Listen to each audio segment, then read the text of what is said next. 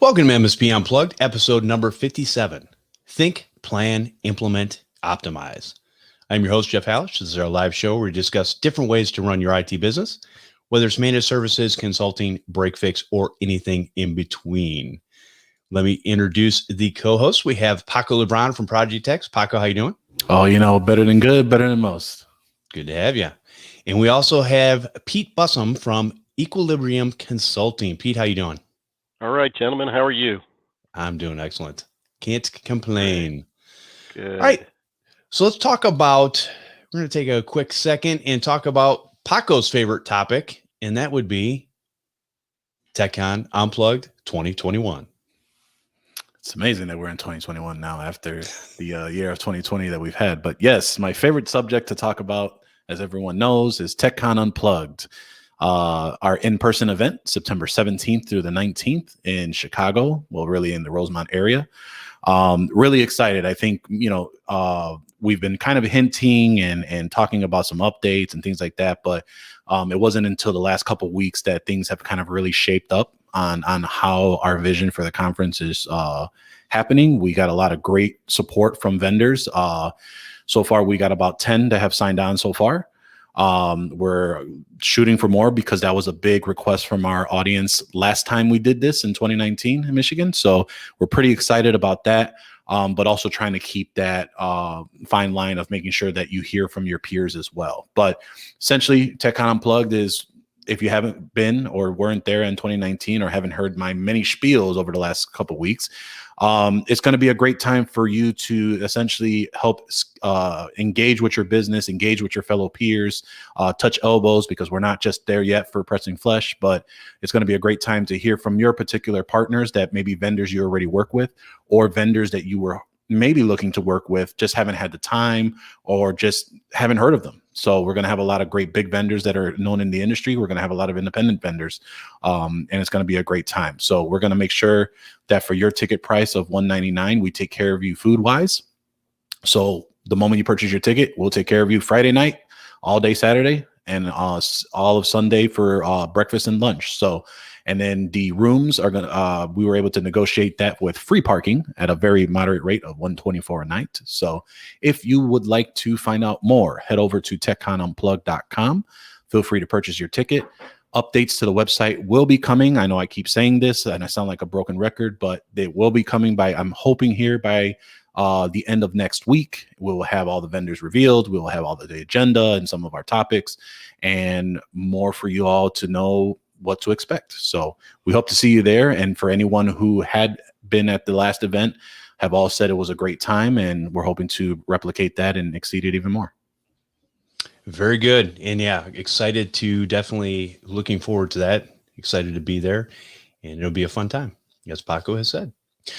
All right, Pete, let's go ahead and talk a little bit about you and basically where you came from and how you got to be doing what you're doing now. Wow. So, I'm an old guy, so that's a pretty long lineage of where it is. But if we go back, I'm an old Navy guy that got out and took my technical skills to the technical world and grew up in industry over, 10 years, successfully broke off from a major defense contractor and led about a $65 million technology service provider. Eventually sold that off and became part of General Dynamics. Went to work for an ISP, is what they used to call them. Now they're just bandwidth providers, right, or the cable company. And we did this thing that the marketers call cloud now, but I think we called it application service providing back then. But I had about an 80,000 square foot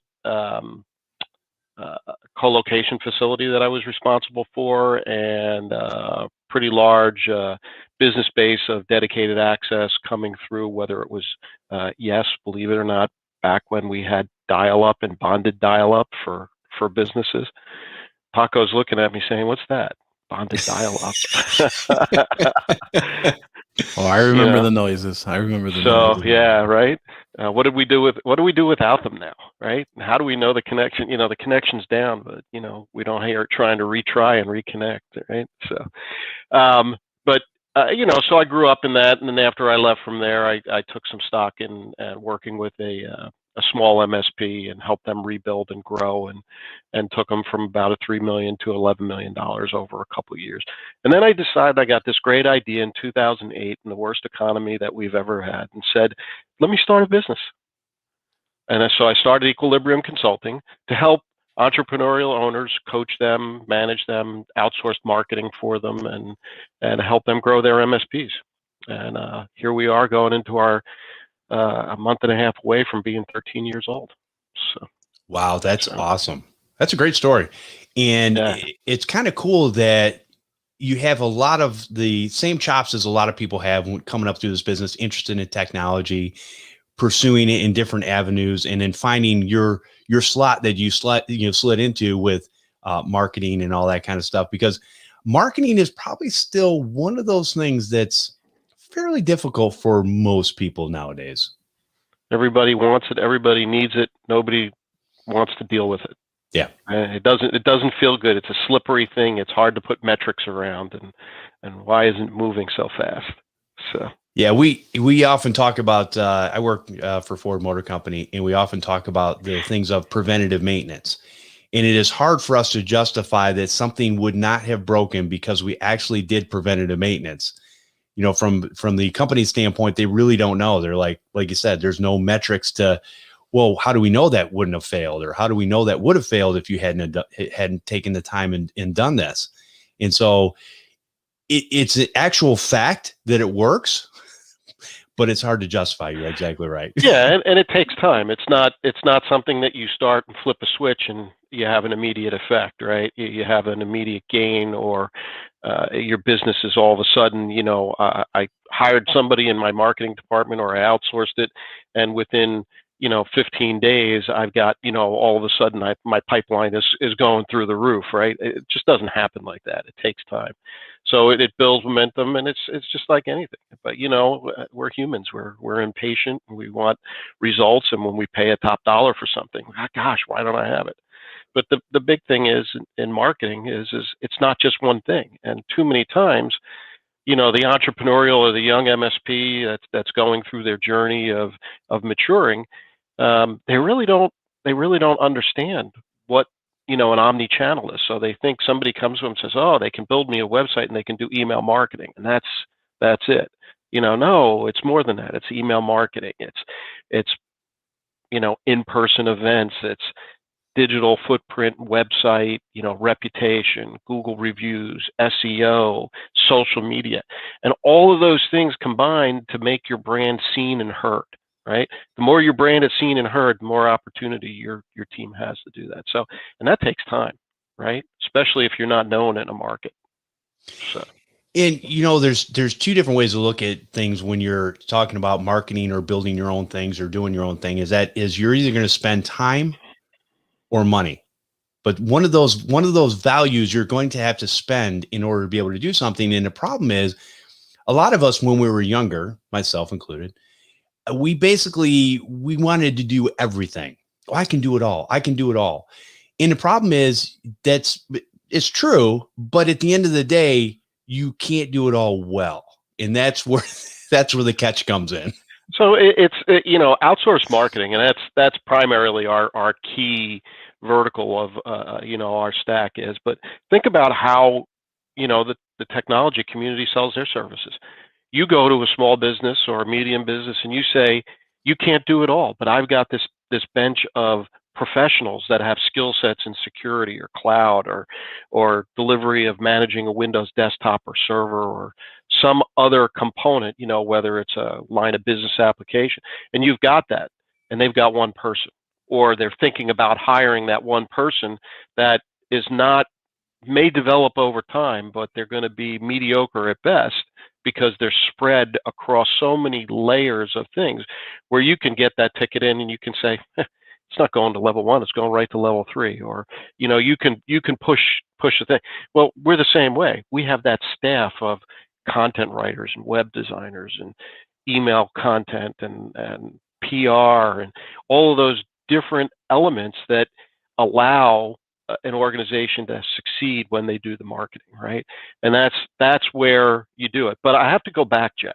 You said something that was critical there, and I really I'm really big on expectations with marketing and with owners, right? Because who's an owner accountable to other than themselves, right?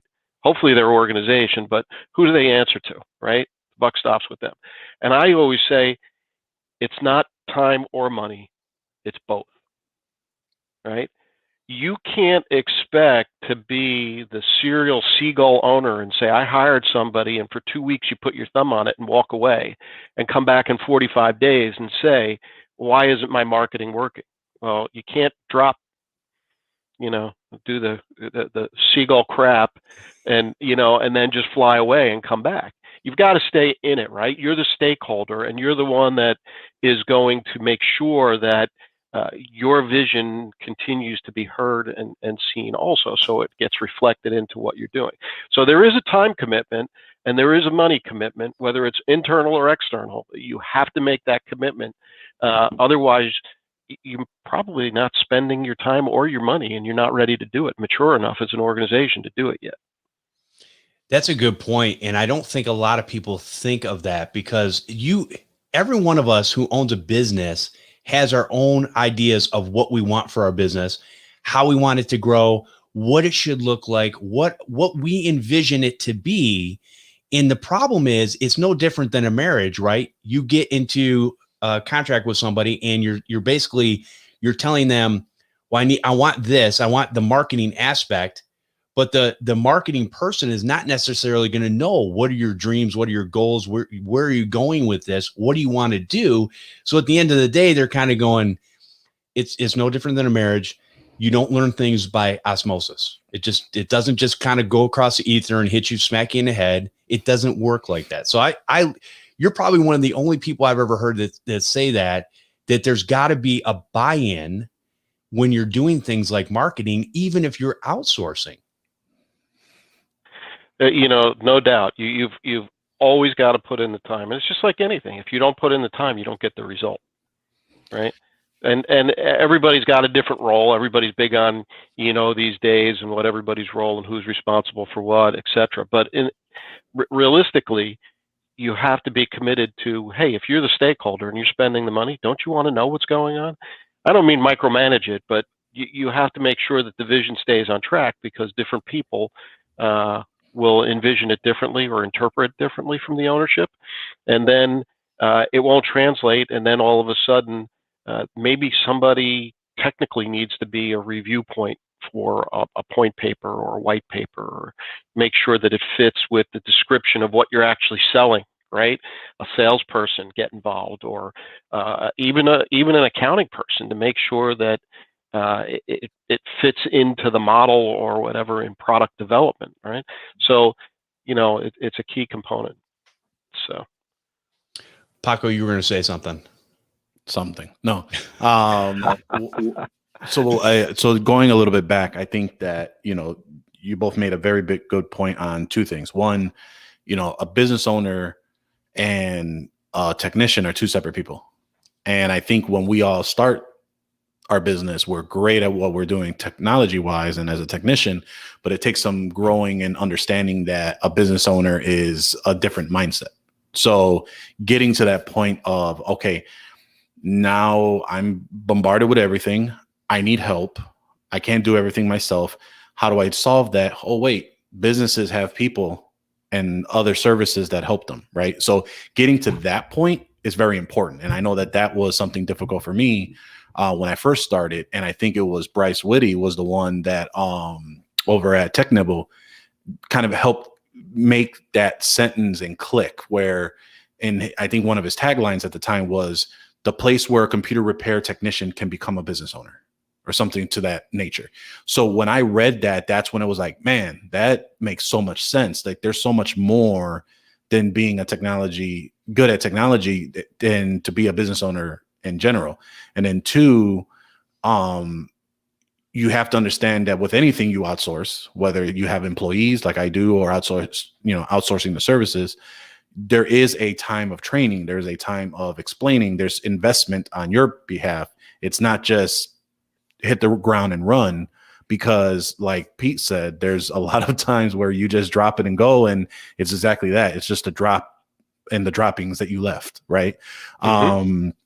So those are two big things to really try and understand, because, if you think that you're just going to pay high dollars, or you got this SDR, sales development rep, to grab all these leads and buy and thanks, and have them with no training and no established programming internally, you're setting yourself up for a very big, painful time waster until you kind of get that all set up.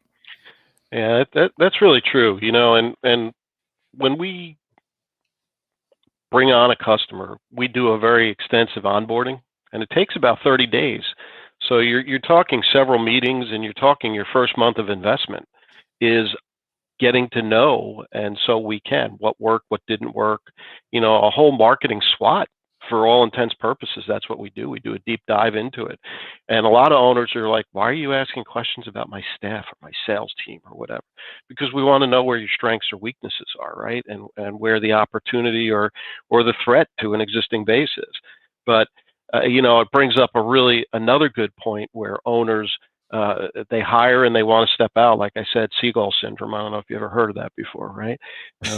But,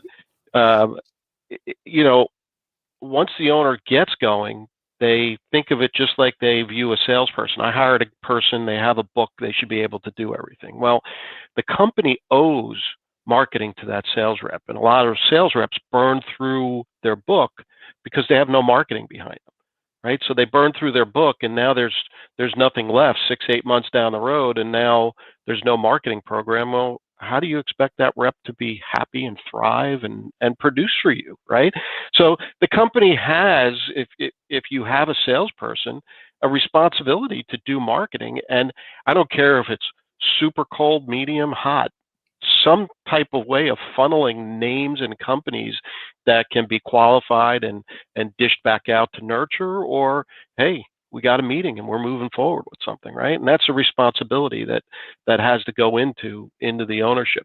The next thing that I think owners don't do really well is they think, and I think plan, implement, optimize, right? They think they know marketing because they know what they like and what they respond to. But as a technical mind, like you said, you grew up as a technical mind. You think technical. You don't think of what is going to attract that business owner? What's that relevancy that's going to take the accounting firm or the law firm? And it's not going to be something technical that you're used to, that you were brought up in industry reading. So most owners have that technical background. They look at that stuff and they say, this is what I like. This is what catches my attention. Don't kid yourself. Just because you like it doesn't mean that's going to be good. What's for your prospective buyer or the buying personas that you're looking at. So you have to be very open at working with your team to try new ideas. And really, probably most of the owners we work with, we push them out of their shrink wrap wrappers quite a bit on stuff because they're like, oh, that doesn't feel right. I don't like that. Well, okay. We'll tone it down a little bit, but in the end, we're going to push you to go out and take that a little bit, because that's just some of the stuff that gets the attention to be memorable, right?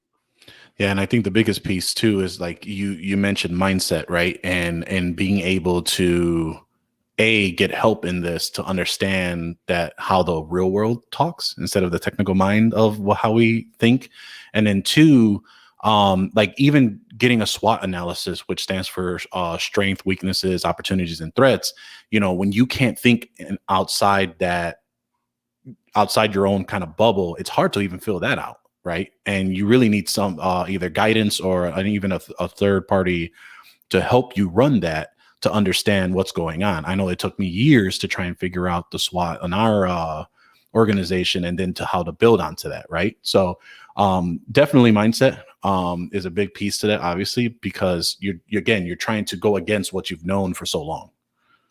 I think one of the other things too that a lot of people forget, and you've got to put yourself in other people's shoes, like Pete was saying, and that is, when I was doing Google AdWords, I would get a lot of people that would come to me and say, hey, I'm using all these different keywords and stuff like that, and I'm, it's costing me an arm and a leg. And I'm like, listen, I said, you guys got to simplify. I said, when you have a plumbing problem and you go to search for a plumber on Google, what is it you type?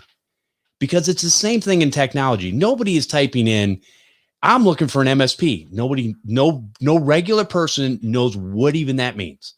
So there's still one of the number one words out there, or number one two words, I guess, put together, is computer repair. Because why? At the end of the day, my Google searches come up if I'm doing computer repair in wherever I'm at, because people have something that's broken. It's a computer, electronic device, whatever. And that's what they've known for so long that's what they're going to search for. So a lot of times we have people that want to get all wordy and I do viruses and I do this and I do that. And it's like, no, you're not going to compete on any of those words. You're going to compete on the simplified words that you would look for if you were looking for a maintenance person for a car, an automobile shop, plumber, electrician, etc. It's amazing that, if you go back and you really look at it, there's a reason that when you do a Google AdWord campaign, that Google suggests what your keyword phrases are. And it's amazing how many people resist and push against it and say, no, I'm not a computer repair service shop and whatever. I'm a managed IT provider. Well, managed IT provider is probably one of the most costly key phrases and highly competitive phrases that you could try and source. So, why would you do that when you're not going to get it unless you're going to localize it, right? Which is a whole nother issue that you deal with, localization of into your market. But those key phrases, you do need to get a little bit more. So, a lot of the things that we do when you do it is ask your customers what they search for. If you were looking for an IT company, or you were looking to get repair services or a backup or continuity, what would you search on? And those are exactly it, Jeff. Great point, because that's exactly how you want to look at it. Don't, looking at it from your very, Oracle here, looking down at the diamond and say, I got 12 points and these are my 12 points and I can't deviate from them. You really have to go out behind that, and you need the critical thinkers and you need the creative thinkers around you to do that for you. Because I got to tell you, I'm even in my business, I'm the shoemaker's child with my own business. My new website needs to go up, and we've got 10 in development, and ours is being pushed, and it was supposed to be up at the end of December. Well, it's going to be up in the next week, I guarantee it. But we get busy and we push our techs out and our people out and stretch our own internal boundaries, and that's where outside help, just like you guys sell, comes important. So to talk a little bit more on like brand awareness, and I got a specific thing that hits home with what you both have said, which is what my argument is on for the computer repair keyword, for example, and that search being done. So like in our example, we were a computer repair shop. We've transitioned to IT support, but everyone who searches computer repair and sees some of our old reviews, because we have more of those from years before, still think that we do computer repair. So what ends up happening is that they don't see the messaging on the website. They don't read what's going on. They still call, because no one reads nowadays, right? And they call and try to get this repair, when we have to greet them every single time that, no, we haven't done repair in now 3 years, since 2019. So is that 3 years? 2 years. 2 years. So, battling that has been really our struggle, where we're getting still a lot of leads from the computer repair and trying to rank for that when they're actually looking for repairs. So I'm going to give you a hint. Okay. Do you have a Google business account? I do. Use your Google business account to your advantage, right? Okay. Leave computer repairs there, but add the other components into the title, right? So a lot of times people put the name of the company up top, and then put your titles up top, and let your titles speak to your company, right? It's okay for you to not have to be the headline, right? Okay. And a lot of times, if you reverse that, and actually one of the Google recommendations is, when you do a Google ad, is to reverse that, not to put your name up top, to put what you be doing. So what's the matter with saying computer resources managed services, or computer repair managed, repair, Sure. and change some of those things around. And that way it'll come up and they'll associate, and you'll begin that association transition, and you'll also start getting crawled, and your reviews will start showing up in the managed area too. So just a little tweak that people can take and go, but it's little things like that you would just never know. You know, they're just, you got to get, we got to have a podcast to have this kind of information. So, and I think I want to highlight too, like, so, I met Pete through an MSP monthly call. I think it's a MSP community call that Ken Patterson at PAX 8 throws every week. It's every Thursday at 2:00 Central, 3:00 Eastern. And that's where I met Pete, and Pete actually had a session where he was kind of giving a lot of great tangible items for brand awareness and really taking advantage of them. And LinkedIn was one of those. And I think a lot of us were trying to take advantage of LinkedIn, but like these specific things, you just don't know. Right. And it's one of those where like you're in this tunnel vision of what you're trying to do, and you got 50 million things you were trying to figure out. Right. So just a little backstory on why we felt, Pete would be great to come on the show for, things like this. And of course, I missed you by like 2 road shows on Channel Strong. I joined the week after. So you missed missed the Channel Strong branded Nissan GTR. So. Nice. Yep. The other thing too, when I was running Google AdWords is, and Paco, going back to what you were saying, when I looked at things like, I don't do iPad repair or any type of tablet repair or any phone repair. So I had to use negative keywords in those, specific instances, so that even when people were looking for some sort of computer repair, electronic repair or whatever, mine wouldn't come up because I had those as negative keywords that basically were saying that, hey, I don't do this type of stuff. So I didn't want my advertisements to come up with that. So there's definitely a lot of different ways to, skin a cat. Not that we're into skinning cats. I'm just saying there's a lot of ways that you can do more than one thing and get the job done. Okay, so this is probably, Pete, we could probably go on for, hours and hours and hours when it comes to marketing. And obviously, when it comes to the social side of marketing, I know there's people that do different things when it comes to social, and some people love social. Some people absolutely hate social. Where does your company kind of stand in that perspective? So social is a mandatory part of your marketing program, whether you believe in it or not. Personally, how you feel the platforms dictate what content, how they scrub it. It really doesn't matter. In the end, for you, there's several key elements that social provide. One is brand awareness, right? The more that you have and the more base you can get following whatever platform you're on, the better opportunity your content that leads back to your website can be found or clicked on and go. It's also a source of SEO, right? So SEO crawls, and the major platforms, the Twitters, the Facebooks, the LinkedIn, those all show up as authoritative links in Google searches, Bing searches, Yahoo searches. So, you're a lot of our customers will say, I won't do Facebook, after what they've done or the stance. Doesn't matter. Again, put your personal feelings aside and what you like, because what you like isn't necessarily always good for your business, right? So you have to kind of go with the people that are working with you and listen to what they're saying, and shovel some of it aside so you can go through for the better of your business. So, all platforms are good. They all have different things that they provide. Do you think that anybody in a B2B world is going to buy you or buy your services because they looked at social media, or for that matter, because they looked at your website? Probably not. It's going to be the conversation that you had and the relationship that you build and the trust during that initial meeting or a couple meetings that's going to get the opportunity solidified for you.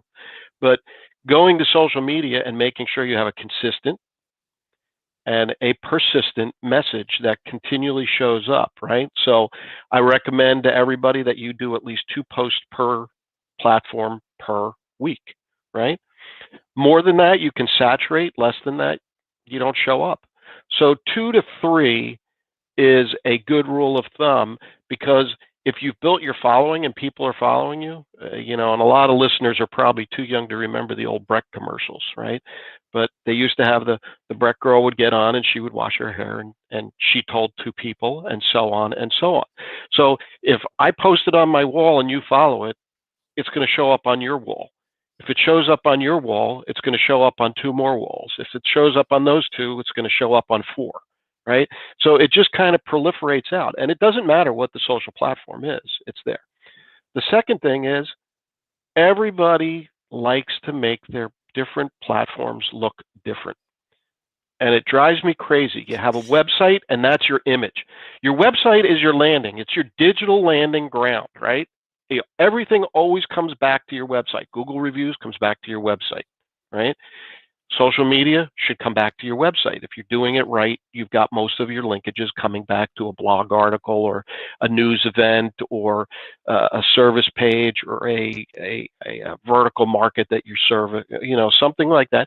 And occasionally you throw up the articles that link out to some other, top magazine that's got something hip or something in your region, or you're doing something internal where you're showing some of your culture, which is huge, by the way.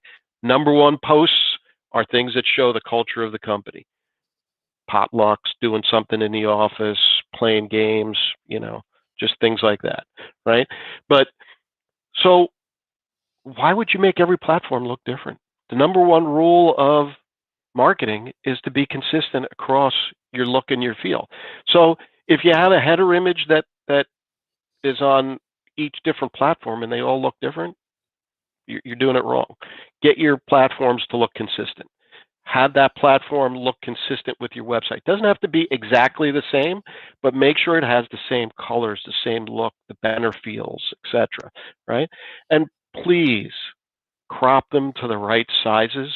They're very good about saying what their sizes are for cover images or profile pictures. Do it. It doesn't take much to do. Do it.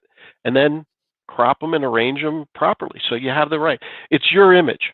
The second thing is when you're posting, a lot of people are really great at posting, right? They'll post something and then you'll look at their social media page and half of the text is cut off. Or somebody's head is cut off because it's too, LinkedIn is a shorter profile and Twitter and Facebook and Instagram are a big square, right? So can you tell I'm not Italian, but I like to speak with my hands, even on camera. So, but all kidding aside, make things. This is what people view you as. If you don't take time to create your image and your digital image properly, you probably lose a couple points. If I can't read the content, I probably move off. I might look at something else, see what else is in my feed. But properly sized images with a little teaser will get you much more engagement, right? I don't care what the platform is. So spend the time. That's something, that when we do social media, that's something that we're very important on. So I love that because that's such common sense. And I go back to I'm a little bit older. I go back to the McDonald's symbol. So you got the big yellow M, right? And it doesn't matter if you're 2 years old or you're 102 years old. It doesn't even have to say McDonald's underneath it.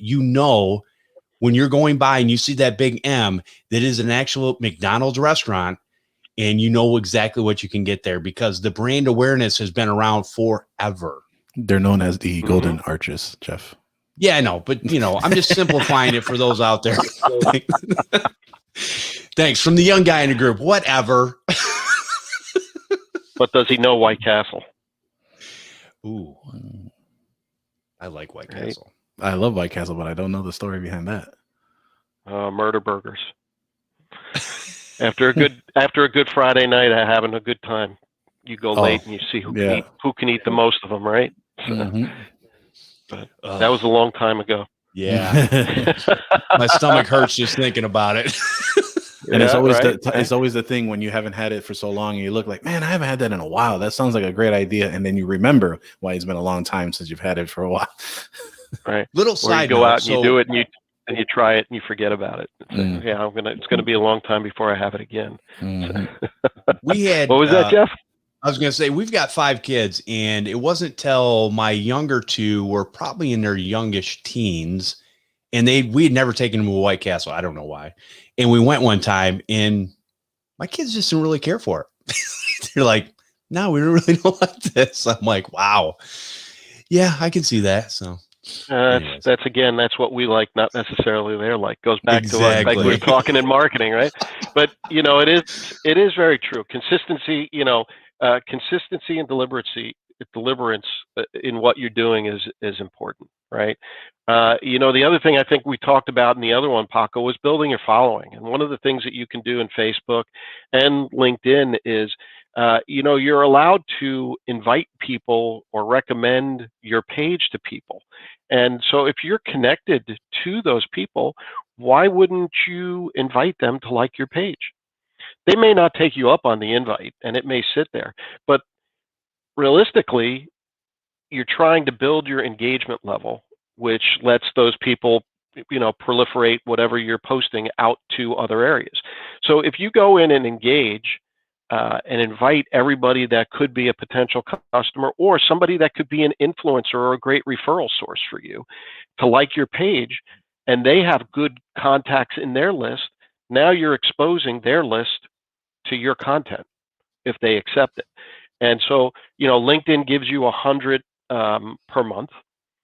So Paco could go in and he could invite 100 people that are on his linked list. And if they accept it, he gets another 100 invites for the month. So for every one that accepts, he gets one back. So you can keep building. And another hint that I gave, and I didn't give this on the PAX 8 call, on the community call, is if you have a list of prospects that you're emailing or you're after or buying personas, why wouldn't you take the time to have somebody log in, have you connect as the owner to that person, and then once they connect, immediately ask them to like your page? It's all about the customer experience or the prospect experience at that point, right? So if you're emailing them and that's the only way, and in this last year, people stopped sending mail because nobody was there to get it. Cold calling, forget it. I mean, if you got somebody, it was good because people were just too busy or they weren't picking up that phone, right? So email was probably one of them, and probably LinkedIn sponsored advertising, very pointed, was another very good one, right? And webinars, right? Those were your 3 big top winners this last year. But take that buying list that you have of 1,000, 2,000, and say, I'm going to link with 25 a week. And the 25 that I get, I'm going to invite to like my page. And if I get 15 more that like my page, now I have another. So if I hit them with an email, they see that. A newsletter, a marketing piece, or what have you. If I put it on social media, now I hit them with that. And now you're doing that omni-channel, and you're really starting to work your digital profile, right? You're getting more traction. Now all of a sudden you hit them with a webinar. And now you can start to see how, as a small business and as a small MSP, you can gain some traction, right? And it's all of those pieces that build. So when somebody says, well, email marketing is not working for me, really? Is it or isn't it? How do you really gauge the engagement level of that? Social media you can engage using tools that will look at, like a Hootsuite or if you're in a HubSpot or one of those, it will allow you to look at the engagement levels and monitor month to month where you're doing and what you're doing and what, where you should do more of. Webinars, you can obviously, it's an instant effect. You can see who attended, who didn't. You can see engagement levels, etc. Right, in the statistics. But website, we can do analytics. Are we driving analytics? So if we do an email, more than likely we're going to see some kind of piece that's going to show more website traffic. Of course, when we send the email now, don't ever ask me if I send an email on your behalf, if I ever get to work with you guys, to say, how come my clicks are so high but I'm not seeing anything? Well, clicks are no good anymore because you guys are so good at telling everybody not to click that your firewall inspects every link in my email. So yeah, your links are going to be through the roof if people, and that's where they probably have a pretty decent MSP out there, because the firewall is doing its job and it's been set up with the policies, right? Or whatever the inspection service is. So, now you've got email providers and things of that nature that are looking to say, how do we get what the real clicks are again, right? And there's some tools, and we've got some software that we've designed that we use that do dynamic links that will let us know when somebody really clicks on it and it really shows up, and we can track it, the buying or the person's journey from open to click through the website all the way through, right? And that's where now we're starting to see the shift in using and getting to some data analytics. I mean, if we know people are clicking, they're engaging, and they're coming, why wouldn't we want to track the exact person from our email all the way through, right? What a powerful conversation a sales rep could have on making a conversion. Maybe the email went out and it was on some kind of cybersecurity, but they spent how much time on your managed services page, and you know that, and you can track it right back to that email campaign. Well, folks, if you want to know how to get a metric, you got to make an investment not just in people, but in some tools and automation that will give you the metrics that you're looking for to say whether marketing's working for you or not. Otherwise, you're driving blindfolded. And it's amazing, right? Because I think everyone thinks that they have to spend, thousands of dollars on just trying to get the results that they want. But like you even said, and I think this was a piece for me that I can give as a real life scenario is, little tweaks go a long way. And the biggest piece of it was we would always post on our Facebook, our LinkedIn page, and we would post on my own specific page, and I would connect to owners and such. But I always had this problem where, how do I get people to look at the page? And at the time, I think X amount of years ago, I think it was just this past year or maybe 2 years that LinkedIn allowed you to invite people to your page now. And so when you showed that feature, that was the missing piece, right? And now it allowed us to bring people over because all the content is on the company page, and trying to bring them over now help solve that issue. But I think, like you said, you can't do marketing without tracking. There's just no way to understand your ROI. There's no way to understand your engagement. Like, you can ask, hey, how did you hear about us? But how efficient is that if they saw, like you said, if you're on an omni-channel marketing strategy, which is working for you and which is not, right? Exactly. Right. In marketing, you want to do more of what you're doing well at, and you want to do less of what you stink at. So, right. So it's good. And, some of these tools let you look at your competitors to see what they're doing well too. So you can position against your competitor that you're constantly running into and say, why are they winning and we're not, right? And you can start looking at some of their strategy and overlapping it. So now you're competing in the same ballpark by using those tools. And I got to be honest with you, and not to make a commercial here, but our software tool set will run you about $150 to $200 a month. And that gets you, reputation management, phone numbers in your website, tracking of the emails. And if you use Constant Contact, MailChimp, and ConnectWise, you can manage everything in ConnectWise, push it up, move it over, push it down into a marketing campaign, and we can give it all right in there and report it back into one place. So if you're not a mature, and we're working on Autotask and a couple others to add into our software base, but if you're working with and people shouldn't take this the wrong way, an immature MSP, because you're all immature in different ways, including our own business. We're immature in certain things and mature in others, right? And so we all aspire to get on that maturity model of whatever it is and pull ourselves up the rungs to get where we want to go. But the key is to make the investment at any level, knowing that at some point you may change tool sets, but at least every step of the way you can understand what's working for you and what's not, and you can get some measurement. And the other side of the coin is it's all about conversions, right? Yep. What am I doing that's going to convert to a conversation, right? And if you're getting conversations, not appointments, not qualifications, if you're doing conversions to conversations, then your marketing is probably working for you and starting to take grip. But if you're not, then you don't know where to look. So you start picking, and then what happens is you spent money, and after 6 months, you've spent this money, and I'm done. and I don't want to talk to another company that does marketing. I've been burned, and that's not the case. Again, where it goes back to where we talked about, you have to commit the time. You have to commit the time to, like, we have a monthly meeting where we review the reports and make sure you understand. Just like you have a QBR, we have a monthly meeting to say, this is the status of your marketing. And these are the goals that we set for the quarter. And this is how we're tracking for those goals. And if you don't participate on it, then shame on you as an owner, right? Those things should be important to you. Now, I'm going to give you another tip for the audience. So both Facebook and LinkedIn have a place that you can showcase your services.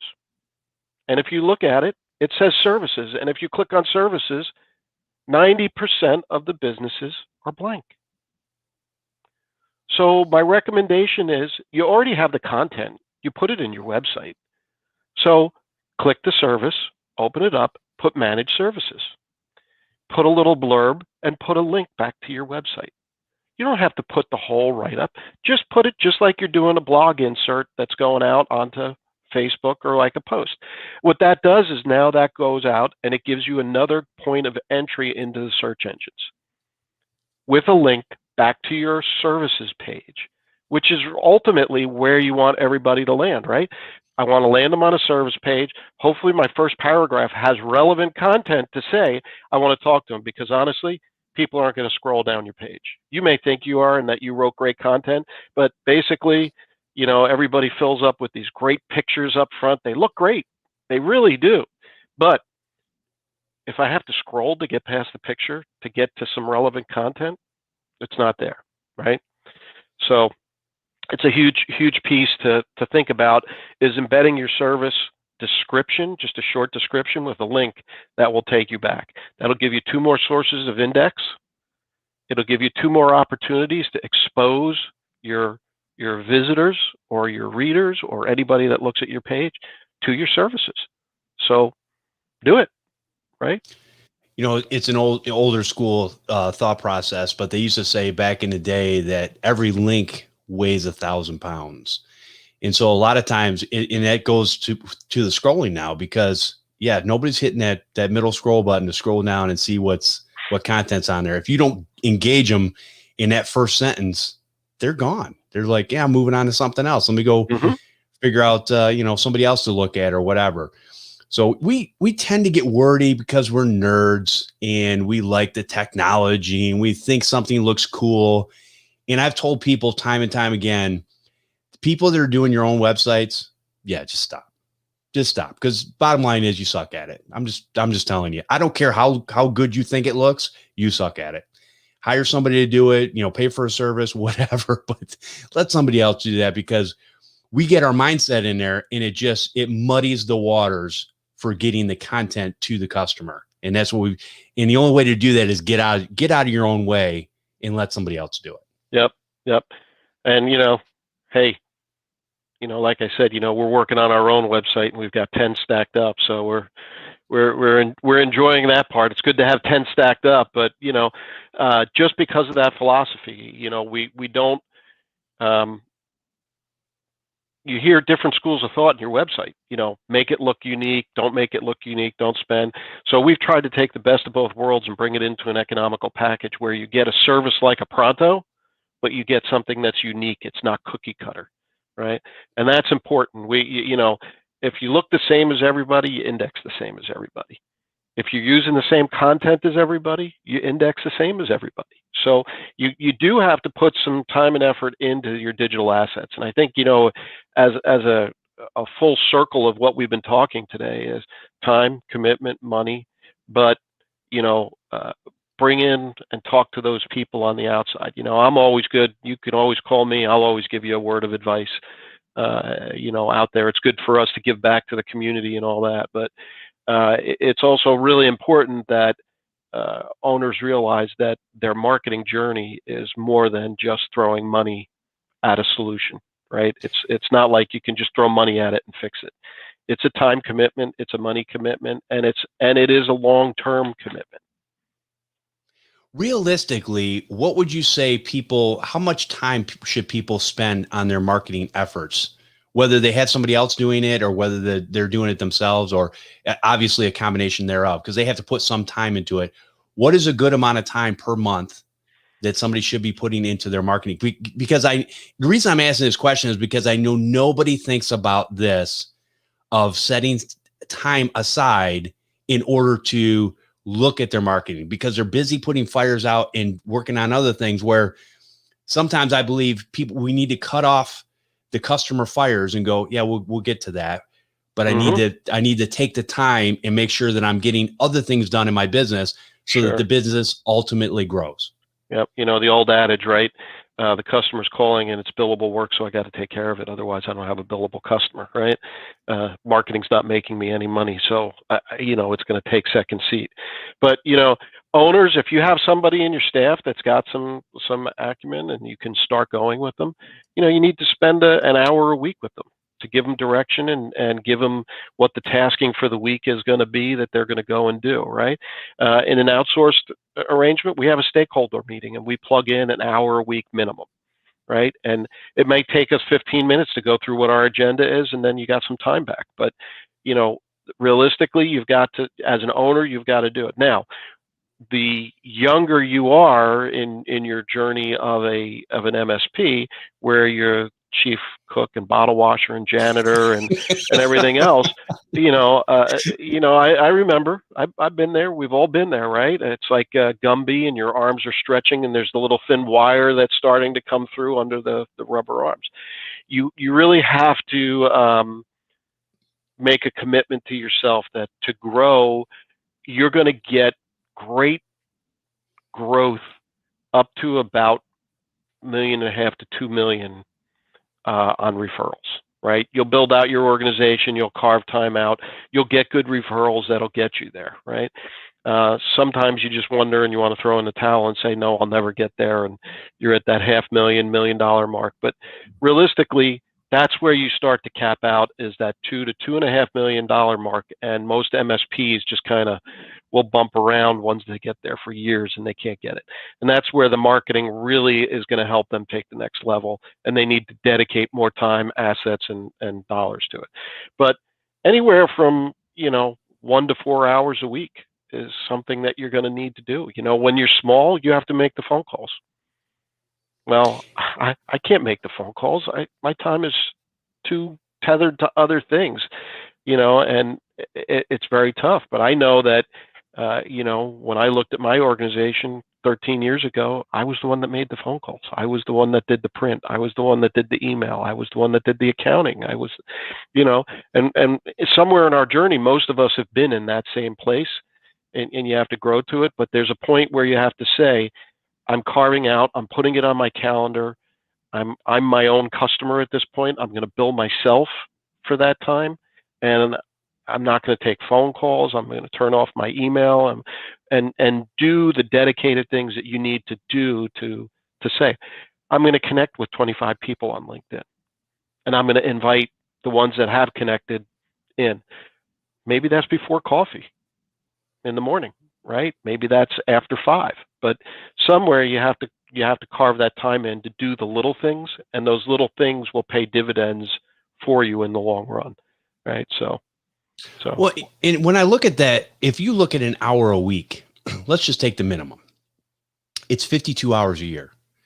So here's the bottom line. Most people, whether it's on a small end or large end, doesn't really matter. Most people are not spending 52 hours a year in their marketing. It's just not happening. Nope.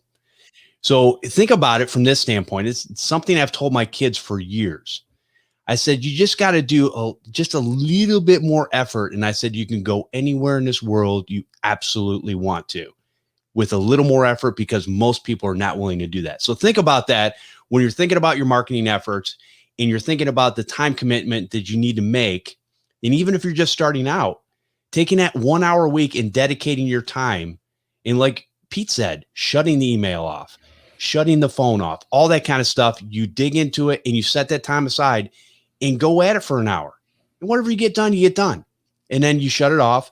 Because at the end of the day, and I've explained this to a lot of people, whether it be engineers or things like that work for companies, people get frustrated all the time because they're working these massive amount of hours and it just gets ridiculous. everybody has to have a cutoff point in order to stay sane and stay in any type of business.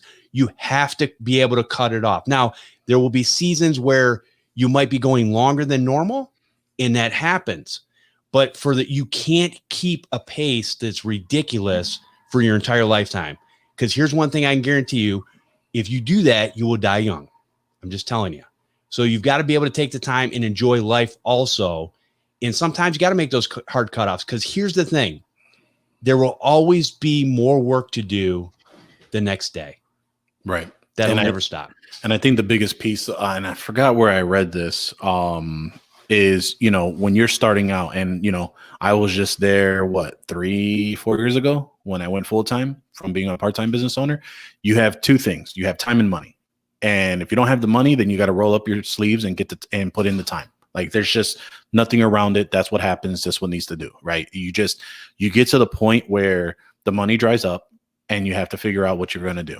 Right. And that means you let your corporate job, the severance, the unemployment, however you were financing your transition. And once you get to the wall, that's when the magic happens. Right. And I think that's really where a lot of people just don't want to feel that uncomfortability. But it's really just that you have to be comfortable with being uncomfortable. And I know it's a cliche saying, but you have to turn off the distractions. You have to schedule your time out. You have to be able to make the phone calls, send the emails, make the connections in order to grow. Because like you said, if you keep on doing the same thing over and over and expecting different changes and different results, what is the definition of that, Jeff? Insanity. Maybe 100%. And you'll look, and you may end up looking like Albert Einstein at some point too. Exactly. Exactly. Well, Pete, I really enjoyed this conversation today. I'll be honest with you. I understand marketing is important and it is something that people need to do, but I'm just not a big, it's not something that interests me. But hearing it from your perspective and just the common sense things that you do, because I feel like for years I've done the common sense thing. I've never gamed the system. I've just done consistent things that would get me in front of people, and it would get me up in top of the search engine, even after not using Google AdWords. It just works by not, gaming the system. But the common sense approach you have and the different little finite things that you can tweak and understand just makes so much sense to me. And I know it's going to make sense to a lot of people that listen to this podcast. So I really appreciate you coming out today and sharing. I enjoyed it. And without a doubt, spreading the word and getting people benchmark, into the right areas is important. So appreciate awesome. You guys having me too. It's always good to get out and talk with some new folks and, enjoy it. Very cool. So Pete, if people want to find out more about you, how to get a hold of you, how to get a hold of your company, where would they go and how would they do that? Well, they can go to equilibriumconsult.com. Right. And you can always call me. My number is published there, but it's 843-712-7130, or you can email me, pete@equilibriumconsult.com. It's pretty straightforward. And, we have our secondary website also, connectmypsa.com. And that's where our software solutions that we were talking about a little bit earlier. So very cool. Outsource marketing services, the whole gamut. Website packages separate. So if you need a new website and you're tired of the old stale, give us a shout. That's awesome. Very cool. Oh, yeah. Well, I appreciate that. And we'll definitely have all the links in the show notes for that too. So Great. So I appreciate you guys. Hope you have a nice warm weekend too. Yeah. Hopefully it'll warm up a little bit. I'm betting on it. And Paco, if people want to find out more about you and where you're at, where would they go? I mean, they can tune into this fine programming every Friday at 11 Central, 12 Eastern, or you can catch me September 17th to the 19th over at Techcon Unplugged in Rosemont, Illinois. Awesome. If you want to watch live and hang out in the chat room, you can go over to youtube.com/MSP Unplugged. Subscribe and hit that notification button so you never miss an episode. That's what all the kids are doing nowadays. So even if you're old, just do it anyways. Use your favorite podcasting app to take us with you wherever you go. When you're driving in a car to a client, when you're washing the dishes, when you're mowing the lawn, or doing some other task that you absolutely hate doing, which all three of those I actually hate doing. That's probably why I mentioned them. A podcast will make it go that much better. I want to thank everyone for listening. We'll see you next time on MSP Unplugged.